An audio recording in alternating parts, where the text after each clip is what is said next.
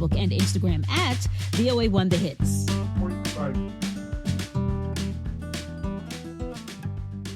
Welcome to Learning English, a daily 30-minute program from the Voice of America. I'm Ashley Thompson. And I'm Mario Ritter Jr. This program is designed for English learners, so we speak a little slower and we use words and phrases especially written for people learning English. Today, you will hear reports from Anna Mateo and Jill Robbins. Later, Brian Lynn presents this week's Science Report. We close the show with the next part of our National Parks series. Today, we visit the world-famous Grand Canyon National Park. But first, a new study finds that the glaciers across the Andes in South America are shrinking at a speed not seen before in the history of human civilization. This discovery surprised scientists. At first, they only planned to study the current conditions of glaciers and how they changed through history. We thought this result was decades away, said Andrew Gorin. As lead writer of the study, he first thought the results were an accident. But later, he and his team confirmed the results with more samples. Gorin said that the shrinking of glaciers is happening even faster than experts had thought. He and a team of scientists carbon-dated bedrock that had been recently exposed by shrinking glaciers.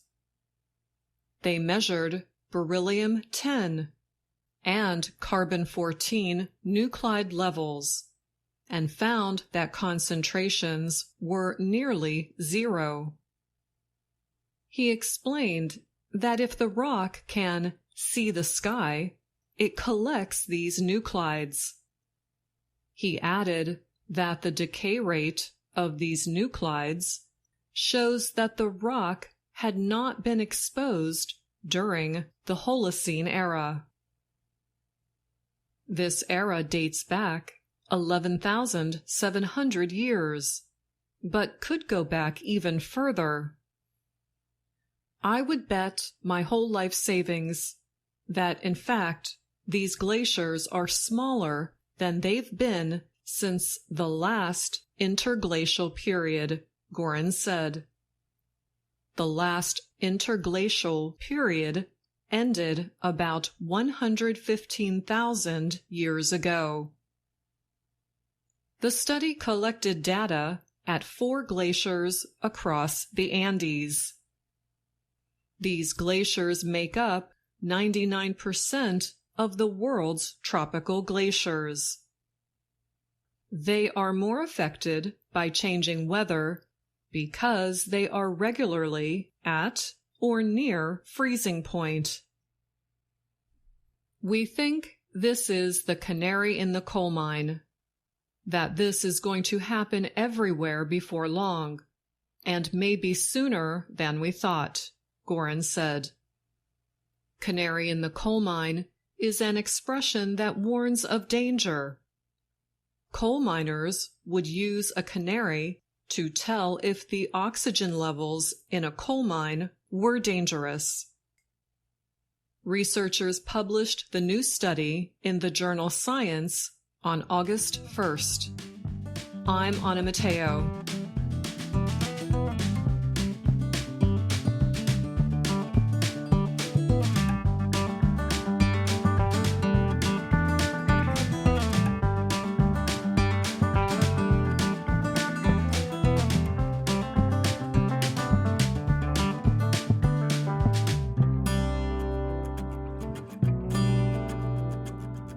Sung had low expectations for the subtropical bananas he planted in a community farm in Seoul.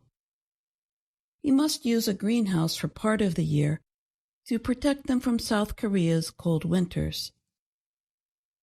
But warmer temperatures, due to climate change, have produced a welcome surprise in the form of flowers and fruit. The land area where subtropical crops are grown in South Korea has increased from about 295 hectares in 2021 to 3,306 hectares in 2023.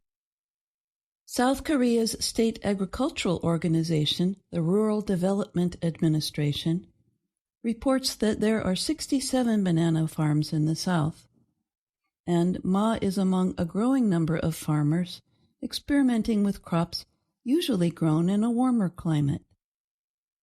I want to try growing other tropical crops too.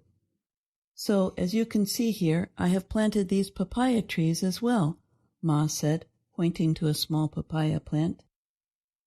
Ma opened up part of his family's farm to people from the city in 2006. He is happy about his small success, but he worries about what it means for the climate. I feel that the climate crisis has become very serious, said Ma, who has been a farmer for 25 years. South Korea lies in the temperate zone and has 4 seasons, but its climate appears to be getting warmer and wetter throughout the year. The Korea Meteorological Administration reports that since 2012, the average yearly temperature has been continually rising. The average temperature last year of 13.7 degrees Celsius was the highest since its records began in 1973. Rainfall during last year's rainy season was 660.2 millimeters nationwide, nearly 2 times the 356.7 millimeter annual average figure. Kim Kwang-soo is a professor of agriculture and life sciences at Seoul National University.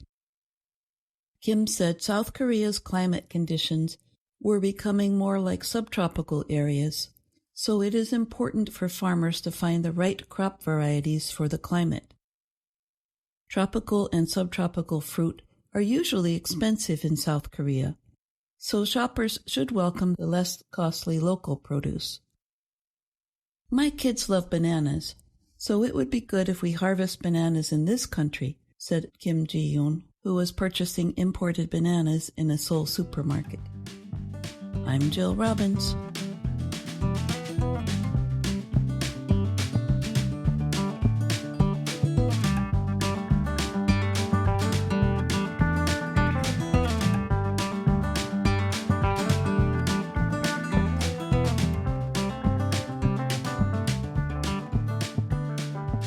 American astronauts could remain at the International Space Station, ISS, until February if the spacecraft that transported them cannot be fixed to safely bring them home.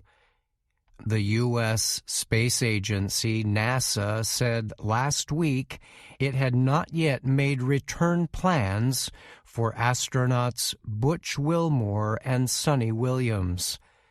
The two have been aboard the ISS since June 6th. The American astronauts were expected to stay in space for only a week, but technical issues with the Boeing-built Starliner spacecraft have so far prevented a return trip. The trip that carried Wilmore and Williams was a test flight for Starliner that marked the first time the spacecraft successfully carried astronauts to space. NASA officials held a news conference Wednesday to discuss the ongoing situation with Starliner and the astronauts at the ISS. They said the agency is still working with Boeing to find a solution for the spacecraft's technical difficulties. Investigations have centered on helium leaks and thruster problems with Starliner. But if those issues cannot be resolved in the coming weeks, NASA said it could decide to use SpaceX's Crew Dragon spacecraft to bring the astronauts back to Earth. NASA has been using SpaceX's Crew Dragon to regularly carry astronauts and supplies to the ISS since 2020. If NASA decides to use Crew Dragon, it said it would leave 2 of 4 seats open during the spacecraft's next planned launch to the ISS in late September. Wilmore and Williams would then make the trip back to Earth with Crew Dragon. NASA officials told reporters they had brought in additional experts to examine Starliner's leak issues and thruster failures. At the same time, the space agency is looking more closely at SpaceX as a backup solution to get the astronauts back home. The agency's Space Operations Mission Chief, Ken Bowersox, said NASA's current thinking is that we could take either path. He added that during a recent meeting, we heard from a lot of folks that had concern and the decision was not clear. NASA has said a final decision should be made by mid-August.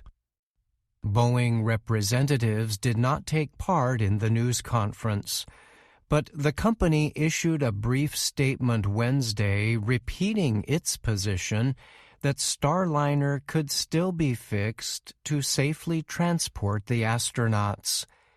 We still believe in Starliner's capability and its flight rationale, Boeing said.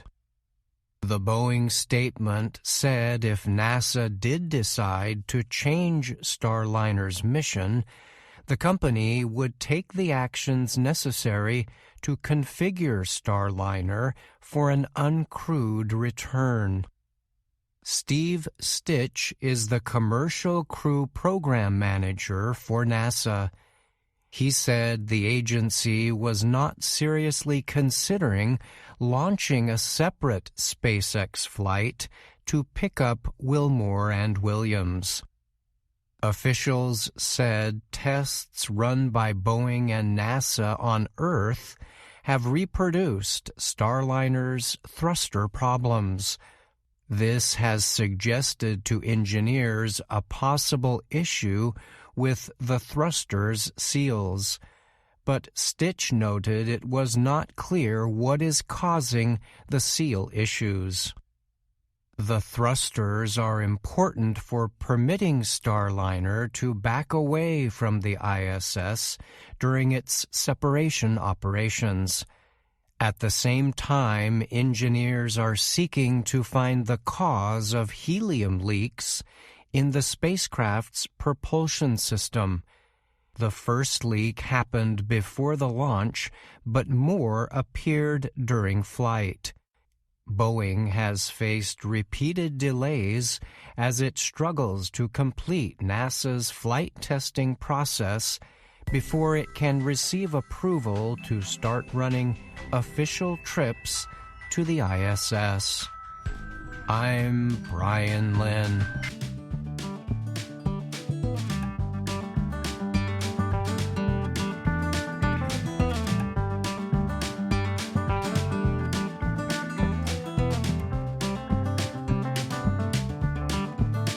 Brian Lynn is here now to talk more about his science report. Thanks for joining me, Brian. Sure, Ashley. It's good to be here. This week, you reported on plans NASA is considering for how to bring a pair of astronauts home from the International Space Station. Their return has been delayed because of problems with Boeing's Starliner spacecraft. Have the astronauts themselves made any statements about their current situation?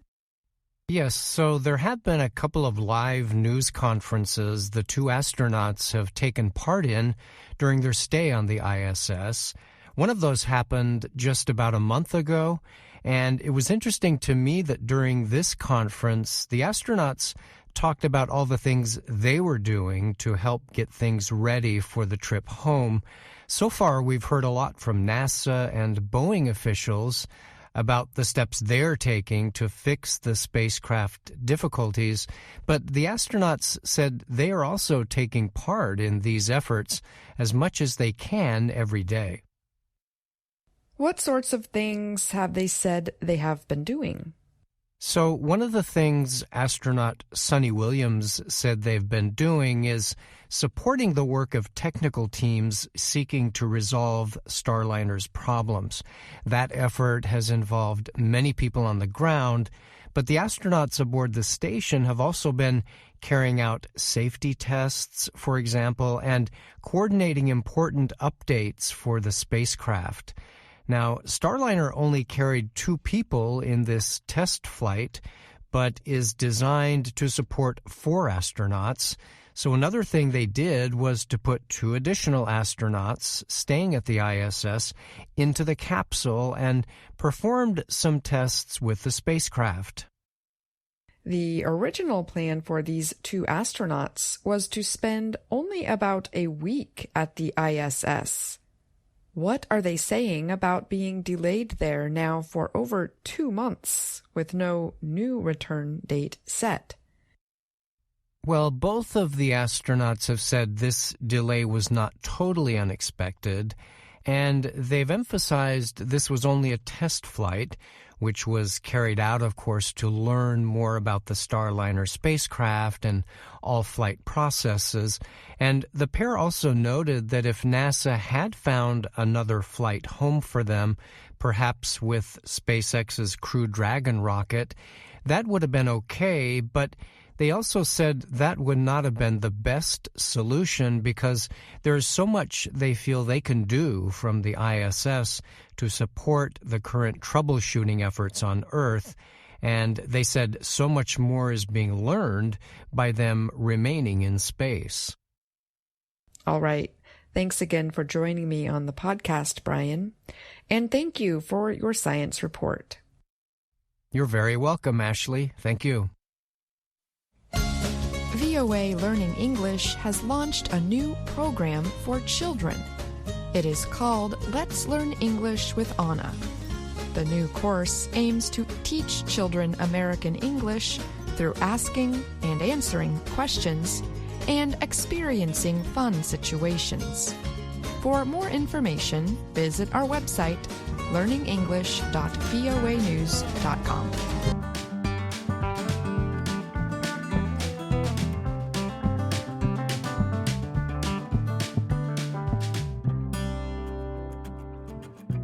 Our National Parks journey continues with one of the most popular and beautiful places in America, Grand Canyon National Park in the state of Arizona. The Grand Canyon is one of the 7 natural wonders of the world and one of the largest canyons on Earth. It stretches for 450 kilometers. Parts of the canyon are more than 30 kilometers wide and 1 kilometer deep. Many writers have tried to describe the wonder of the Grand Canyon. They use words like mysterious, overpowering, and strange. But it is not possible to put human meaning to such a place. The Grand Canyon truly is beyond words. Is this your first time at the Grand Canyon? Yes. And what do you think? Do you have a few words to describe it? Beautiful. Amazing. What do you think of the Grand Canyon? Oh, very huge and very colorful. Do you have some words to describe what you're seeing? Amazing. It's so amazing when I see it at the first look. The canyons of America's Southwest are deep, ancient openings in the earth. They look as if they formed as the earth split apart. In reality, rivers formed these canyons. 40 million years ago, the Colorado River began cutting through the area around the present-day Grand Canyon. The river carried dirt and pieces of stone that slowly ate away at the surrounding rock. It left a pathway of enormous rock openings.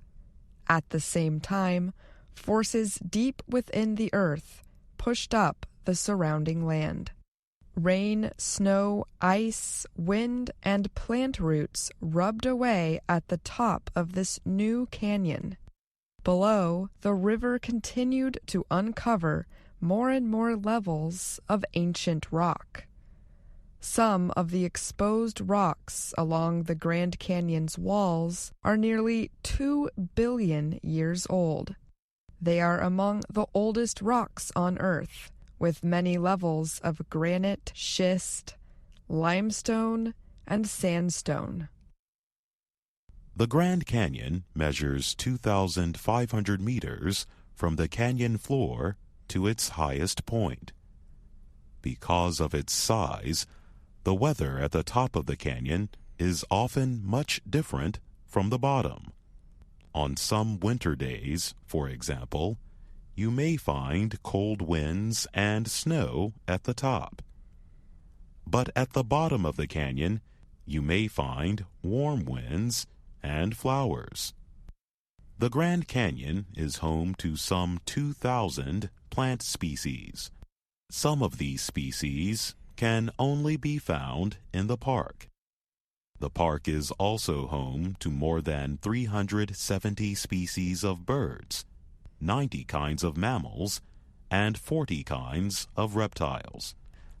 Many of the birds spend their whole lives in the Grand Canyon. Other species depend on the Grand Canyon for food and shelter during large migrations. The Grand Canyon was named a globally important bird area in 2014 because of the role it plays in protecting many species of birds. Native Americans occupied the Grand Canyon 3,000 years ago. Bones, hair, feathers, and the remains of plants have been found in deep, dry caves high in the rock walls. The Hopi, Paiute, Navajo, and other Native American tribes have all been in the area for at least 700 years. In 1869, American John Wesley Powell explored the Grand Canyon. He recorded much of what we know today about the area. Powell and his group traveled in 4 boats along the Colorado River. He and his group of explorers knew very little about getting over the fast, rocky waters of the Colorado River. In many places, boats could be turned over by giant waves.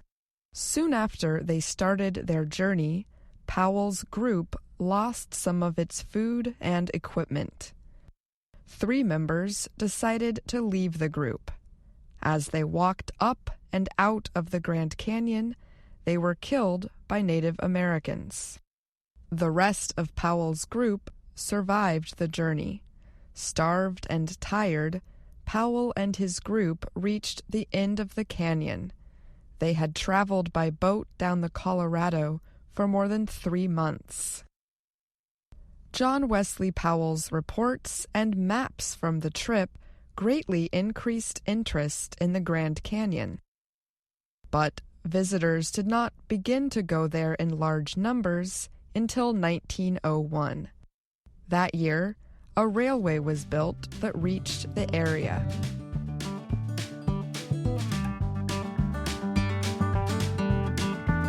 Million people visit the Grand Canyon every year. The first sight of the canyon can leave visitors speechless.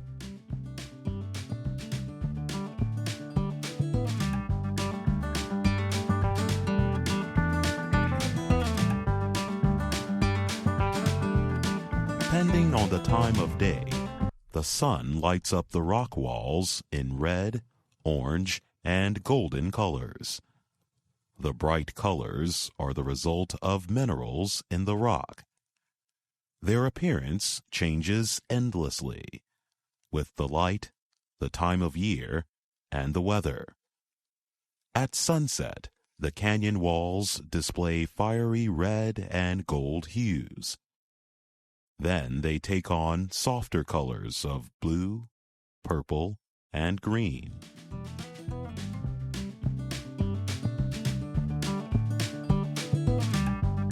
Most visitors walk along paths partway down the canyon. It takes several hours to walk to the bottom and even longer to climb back up. Some visitors choose to ride mules to the bottom of the canyon. Mules are strong, sturdy animals that look similar to horses. Visitors can also explore the Grand Canyon in other ways. Hundreds of thousands of people see the canyon by air each year. They pay a helicopter or airplane pilot to fly them above and around the canyon.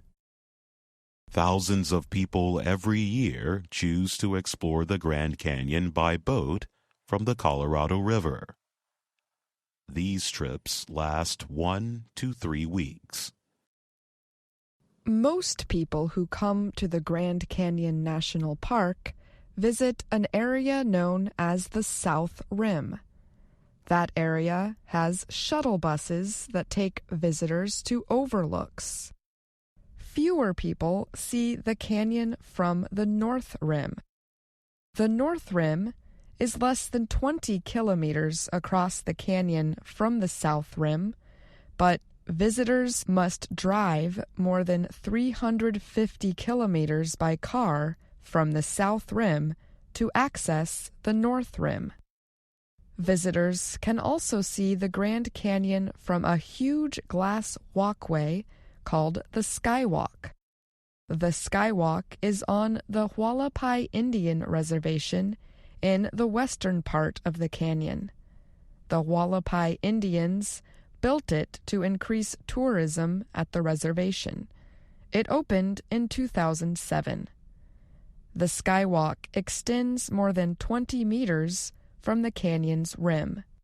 It is suspended more than 1,200 meters above the bottom of the canyon and is shaped like a giant horseshoe. Many call the Skywalk an engineering wonder, but others have criticized the Skywalk and its development. They say it reduces the enjoyment of nature in the Grand Canyon. For visitors hoping to get a view of the entire Grand Canyon, they will have to travel well beyond the state of Arizona. The only place to see the entire canyon at once is from outer space. I'm Ashley Thompson. And I'm Jonathan Evans.